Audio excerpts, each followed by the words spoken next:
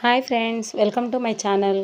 ఈరోజు computer embroidering blouse ఎలా కుట్టాలి అనేది చూపిద్దాం అనుకుంటున్నానండి.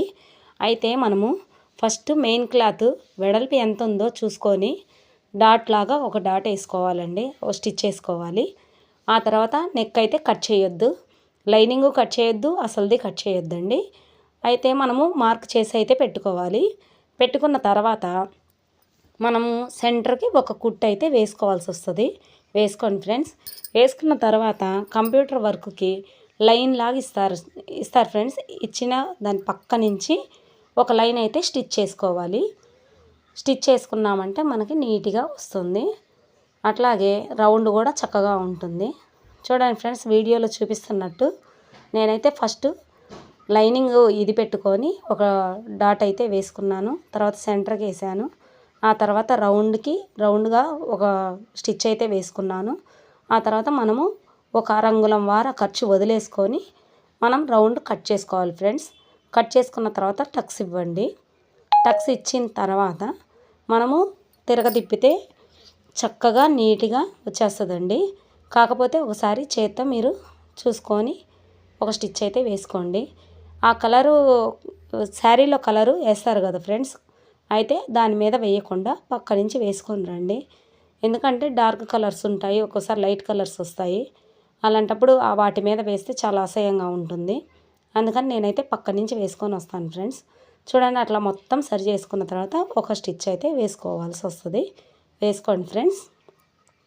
అలా వేసుకున్న తర్వాత ఒకసారి నెక్ చూడండి, మీకే అర్థమవుతుంది. వెడల్పు అవ్వదండి, నీట్గా భుజాలు కూడా జారకుండా ఉంటాయి, నీట్గా ఉంటుంది. చూడండి ఫ్రెండ్స్, చిన్నగా లైనింగ్ కొంచెం జరుపుకుంటూ అనుకుంటూ ఒక స్టిచ్ అయితే వేసేసుకోండి. చూడండి ఫ్రెండ్స్, ఎంత నీట్గా వచ్చిందో. అట్లాగే ఫ్రంట్ పార్ట్ కూడా అంతే సేమ్. మనం బ్యాక్ పార్ట్ ఎట్లా అయితే మనము స్టిచ్ చేసుకున్నామో సేమ్ అలాగే ఫ్రంట్ నెక్ పెట్టేసుకొని ఆ తర్వాత మనము ఎంబ్రాయిడింగ్ లైన్ ఎక్కడైతే ఇచ్చారో ఆ పక్క నుంచే మీరు ఒక స్టిచ్ అయితే వేసుకోవాలి. వేసుకున్న తర్వాత సైడ్ ఖర్చు ఉన్నది కట్ చేసేసుకోవాలి. కట్ చేసుకున్న తర్వాత మీరు అక్కడక్కడ టక్స్ అయితే ఇవ్వాల్సి వస్తుంది. ఇవ్వండి. ఇచ్చిన తర్వాత మామూలుగా వెనక పార్ట్కి ఎట్లా వేసామో సేమ్ అలాగే ముందు పార్ట్కి కూడా వేసుకోండి ఫ్రెండ్స్, నీట్గా వస్తుంది. చూడండి, రౌండ్ చక్కగా వచ్చింది. అలా వచ్చిన తర్వాత ఒక స్టిచ్ అయితే వేసుకోవాల్సి వస్తుంది కదా, వేసేసుకోండి. కొత్తగా నేర్చుకునే వాళ్ళకైనా కానీ ఇది బాగా ఉపయోగపడుతుందండి ఈ వీడియో. ఎందుకంటే మనం ఫస్ట్ డాట్ వేసాం కదా వెనక నెక్కి, చక్కగా నీట్గా జారకుండా ఉంటుంది. అందుకని ఫస్ట్ అయితే కంపల్సరీ అలా వేసుకోండి. ఇప్పుడైతే హ్యాండ్స్ వేస్తున్నాను ఫ్రెండ్స్.